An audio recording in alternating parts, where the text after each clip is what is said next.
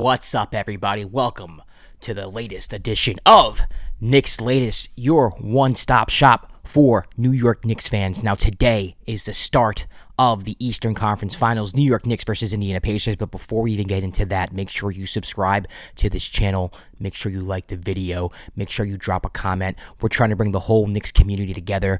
We're trying to start a whole revolution here of Knicks fans, baby. It is the golden era of New York Knicks basketball. We have not seen anything like this literally since the year 2000. The Knicks have not been to the Eastern Conference Finals since the year 2000. So I am not exaggerating when I'm saying this is the new golden age of New York Knicks basketball, and we're trying to bring everybody together in one spot to have conversation, to have debate, just to celebrate what's going on right now. Because right now, it's a fantastic time to be a Knicks fan. So let's get right into it.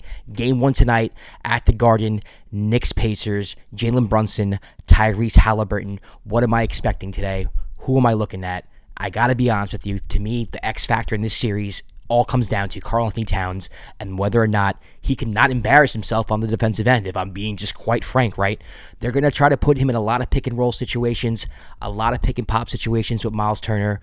We saw against the Boston Celtics when the Knicks were getting smacked, a lot of it had to do with the fact that Cat was not rotating properly, that he was not up on screens, things of that nature, and the Indiana Pacers are going to do that.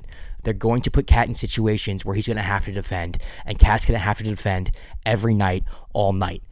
Cat on the other side of the ball is going to have to be the beast that he was against Indiana all season as well in the pick and pop situations. I know against Boston he went into the paint a lot. They were throwing little guys on him, so Cat decided just to go to the hole or to post up, which is fine. But the reason why the Knicks got Karl-Anthony Towns was for him to spread the floor, was for him to shoot the three. I'm expecting Karl-Anthony Towns to do more of that going into this series. I expect Cat to have a huge series. He is my X factor for the Knicks.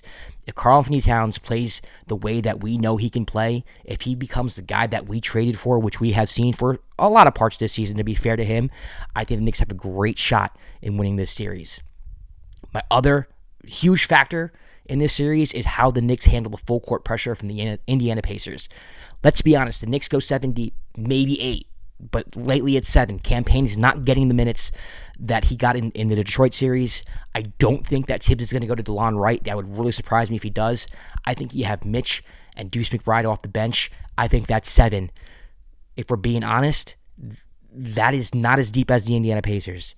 The Pacers play this full court, man-to-man, wear-you-out type defense. Especially when the ball goes through their hoop, they're going to pick up full court. It is imperative that the Knicks get out and run, that they set the pace, that they dictate terms, because you don't want to wear out the starting five. I know they're used to playing 35-plus minutes a game. Tom Thibodeau is known for stretching his starters out, and maybe it was a blessing in disguise for some people who like to knock him on that. But against this Indiana team, they can wear you out. They will full court press.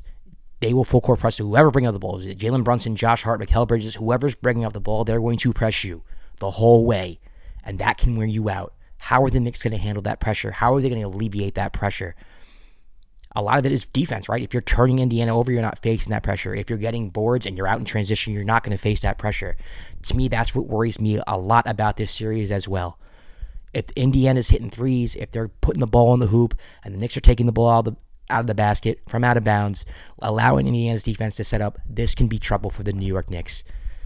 A lot of that relies on the defense. You know, what I said about Cat. It's going to be a tough series, ladies and gentlemen. It's going to be a very tough series. Indiana has the depth, as I just said. You know, you have Obi off the bench. You have Mathurin off the bench. You have TJ McConnell off the bench. You have Ben Shepherd off the bench. They have bodies to throw at the Knicks that the Knicks just do not have. They don't have. I really do wonder if DeLon Wright is going to get some burn, you know, in these playoffs, in this series. I think the Knicks need that extra body. We saw Precious Achiuwa get some minutes in the Boston Celtics series. A lot of that had to do with foul trouble. You know, he got in there when Cat was in foul trouble, when Mitch was in foul trouble. You know, we know that Tibbs doesn't really trust him that much. And I thought Precious gave some decent minutes in the Boston series. I wonder if he's going to get in. But that's what really worries me about this series. You know, what I just said, the two things. Karl-Anthony Towns on the pick and pop, on the pick and roll, guarding that, and the Knicks' depth versus the Pacers' depth, and the Pacers' ball pressure full court. That's scary, man. It's a scary series. It's a scary series, but I think the Knicks got this. Game 1 tonight, I expect the Knicks to come out with a lot of energy. The Garden's going to be rocking. 7th Avenue is going to be filled with Knicks fans, whether they win or lose. The city is on fire. I think the Knicks take Game 1. I got them winning Game 1.